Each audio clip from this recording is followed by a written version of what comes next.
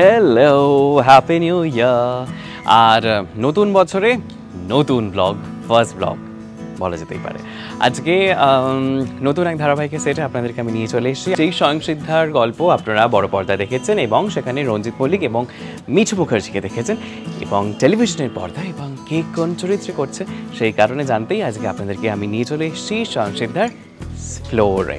তো তাহলে একটুখানি আমরা ফ্লোরটা ভিজিট করবো, মানে সেট টুরটা করবো, শুটিং দেখবো, অ্যান্ড তারপরে একে একে যে মানে কে কোন অভিনেতা কোন কোন চরিত্রে অভিনয় করছেন তাদের সঙ্গে একটু ছোটো ছোট্ট করে আড্ডা হবে। তো তাহলে সঙ্গে থাকুন আর ফ্লোরে যাই, চলুন ফ্লোরে যাওয়া যাক।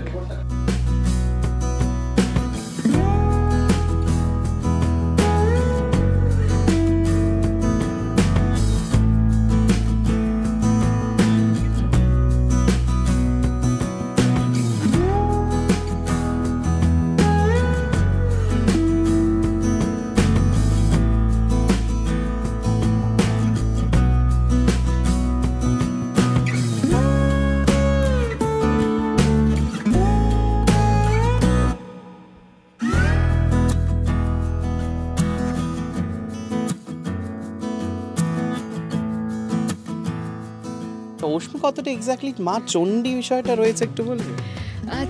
মা চণ্ডী তো আগাগোড়াই আমি ছিলাম, কিন্তু আমি কখনো ভাবতে পারিনি যে রিয়েল লাইফে ব্যাপারটা পোর্ট্রে করতে হবে। কিন্তু এইটা করতে গিয়ে মানে আমি আরও বেশি শান্ত হয়ে যাচ্ছি। তখন আমাকে অনিন্দদা বলছে যে কেন অশ্মি তুই তো এটা নোস, তো কোথায় গেল তোর এটা? তো আমি ক্যামেরা অন হলেই না শান্ত হয়ে যাচ্ছি, কিন্তু না, আমাকে করতে হবে, করেছিও। খুব লাঠি খেলা, কুস্তি, প্যাঁচ দিয়ে ফেলা, মানে বিশাল বিশাল চেহারা, আমার ব্যাপারটা করতে ভীষণ মজা লেগেছে। আর প্রত্যেক দিন বিয়ে হয়ে তুমি শ্বশুর বাড়িতে, শ্বশুর বাড়িতে একটু দেখি, ঘুরে দেখি দালানটা কিরকম, দেখাবে না? একদম, চলো একটুখানি যাই, আমরা দালান করে দেখি। বাবা দালানেই তো এখানে। হ্যাঁ, আমরা এখানটা দাঁড়িয়ে একটুখানি কথা বলি পালকির সামনে।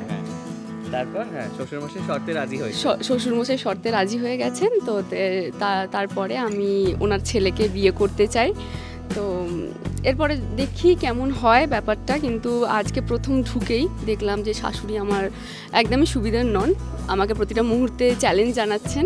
আর আমার দেওর তো বাপরে বাপ, মানে আমাকে দেখেই একটা বাজে নজর তার আমার ওপর, তো সেটা আমি চিমটি কাটছে পায়েতে। তো আমার ব্যাপারটা পছন্দ না, আমি এক্ষুনি মারবো এরকম একটা, কিন্তু করলে তো হবে না, তাহলে তো ব্যাপারটাই শেষ হয়ে যাবে, কিন্তু মারবো আস্তে আস্তে। তো এই যে এখানে লাঠি খেলা করতে হচ্ছে, আরো অনেক কিছু করতে হচ্ছে যে এইসবের জন্য, কারণ আমরা জানি চরিত্রটা তো আমরা ছবি বড় পর্দায় দেখেছি, তো নিজে কিছু শিখতে হয়েছে? আমি যা শিখেছি অন স্পট। আমি হচ্ছে কুইক লার্নার। আচ্ছা, হ্যাঁ, আমি খুব ভালো স্টুডেন্ট। তো আমাকে যেভাবে দেখানো হয়েছে, ট্রেনার এসেছিলেন, তো উনি যেভাবে দেখিয়েছেন আমি সেভাবে করেছি, তো আমি পাশ করে গেছি। বাহ! তো একদিন লেগেছে। আচ্ছা, এখানে যদি তোমাকে একটা ডান্ডা দিয়ে দেওয়া হাতে, তো কাকে পেটাবে, বরকে এই মুহূর্তে নাকি মানে off screen? I am talking about off screen. কে বেশি দুষ্টু, কাকে তুমি শায়েস্তা করতে চাও? আমি কাউকে শায়েস্তা করতে চাই না, আমি সবাইকে ভীষণ ভালোবাসি, সবাই আমাকে খুব ভালোবাসে, সবাই আমাকে খুব শিখিয়ে পড়িয়ে নেয়। তো আমি সবার কাছ থেকে শুনি যে আমাকে এবার কী করতে হবে, কেমন করলে ব্যাপারটা হয়। আর সারাক্ষণ তো পড়াশোনা, সারাক্ষণ মানে আমি এত পড়াশোনা করছি, ঘুমের ঘরে মন্ত্র পড়ছি, ঘুমতে করে স্নান করতে করতে মন্ত্র পড়ছি, মানে বড় বড় শ্লোক। তো মানে আমি একদম পুরো ক্যারেক্টারের মধ্যে, সারাক্ষণ পড়াশোনা, সারাক্ষণ ক্যারেক্টারের মধ্যেই থাকি।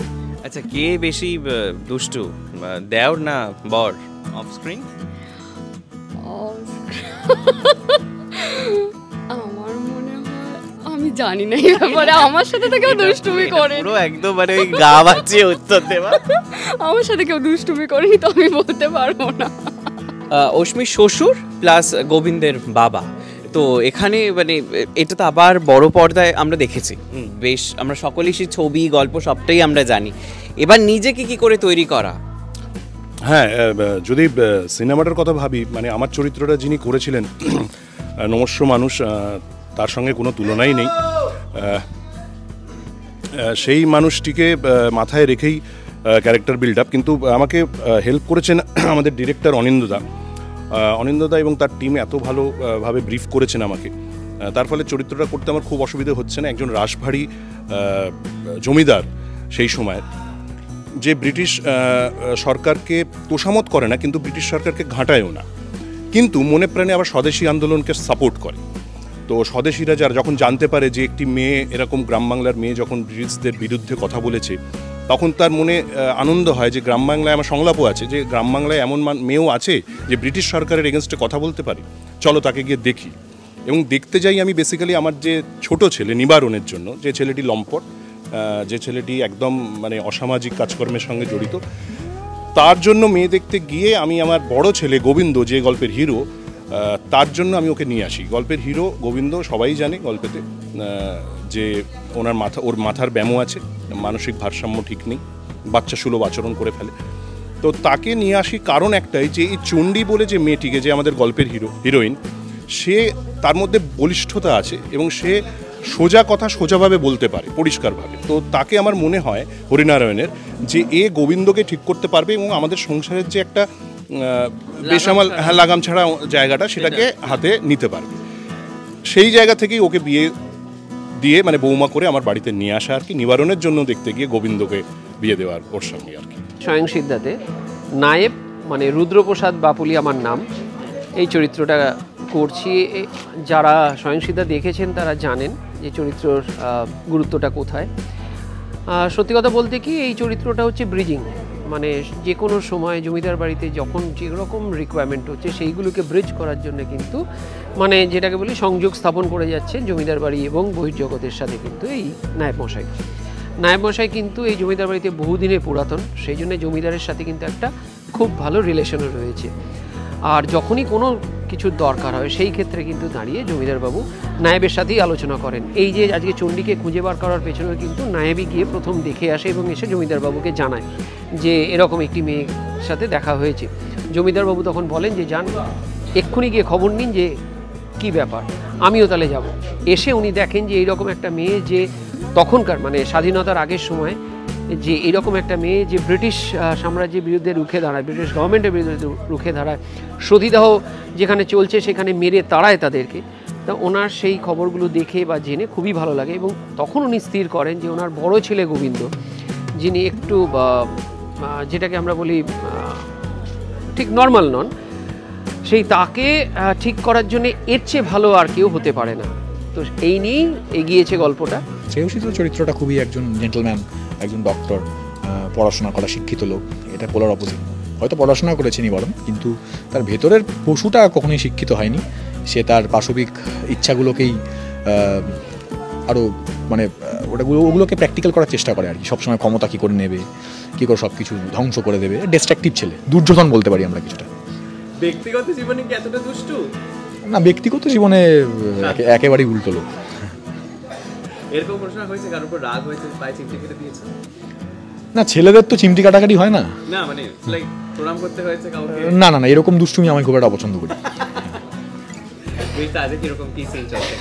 সিন আমাদের এখন জমিয়ে সিন হচ্ছে, ফাটিয়ে সিন হচ্ছে, সবাই খুব প্রাণ দিয়ে করার চেষ্টা করছে। হিরো, হিরোইন, নেগেটিভ, মা বাবা, প্রত্যেকটা চরিত্র। আকাশের সুবিধে কি বা আমাদের এই ধরনের সাহিত্য বেসড গল্পগুলোতে তো এটাই যে কাজ করার সুযোগ থাকে। আমার প্রিপারেশনের জায়গাটা তুলনার জায়গাটা দূরে সরিয়ে রেখেই করা। হ্যাঁ, তার কারণ এক হচ্ছে আমি যখন এর আগে আকাশে অগ্নি পরীক্ষা করেছিলাম তখনও কিরিটি মুখার্জির চরিত্রটা উত্তমবাবু করেছিলেন। উত্তম, এবার সেই তুলনায় গেলে তো আমার প্রিপারেশনের জায়গাটা খুব ঘেঁটে যাবে যে আমি ওইটা কি করে করবো, সেটা তো ভাবার জায়গা নয়। তো আমি তখনও নিজের মতো করে একটা গল্প আমার কাছে যেরকমভাবে আসছে, চরিত্র যেরকমভাবে আসছে, সেভাবে ভেবে চরিত্রটাকে প্রিপেয়ার করেছিলাম।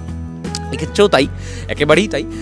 এবং আমার একটা জিনিস মনে হয়, যেটা আমি বারবারই বলি, সেটা হচ্ছে যে একজন বড় শিল্পী, কিংবদন্তি শিল্পী যে চরিত্র অভিনয় করেছেন, সেটাকে নকল করতে যাওয়া আমার মনে হয় চরিত্রটার প্রতি এবং ওই অভিনেতার প্রতি অসম্মান করা হয়, সেটা আমার মনে হয় দরকার নেই।